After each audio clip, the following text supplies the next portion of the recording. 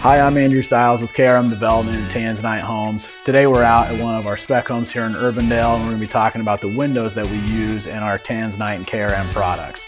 So the window product that we use is a Windsor window. A lot of times we're using a Windsor vinyl window in our homes. You'll see these windows all carry an Energy Star rating. They're also going to be installed properly per the manufacturer's specification, and they also have several different aesthetics and configurations that you can customize on your own home.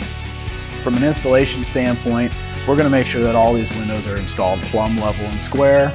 Also will be installed using a black flashing tape that is the same as the zip system on the outside of the home to make sure that the window is going to maintain watershed and be waterproof for the duration that you live in the home. Also, we foam around the perimeter of the window to provide a nice tight seal to prevent any air infiltration as well as water infiltration. So that kind of wraps up the installation piece of it. All that installation really contributes to your overall energy efficiency of the window and of your home. Having tight seals on your windows is going to help you with not having as many drafts, and it's also going to provide you with a much more comfortable home in the long run.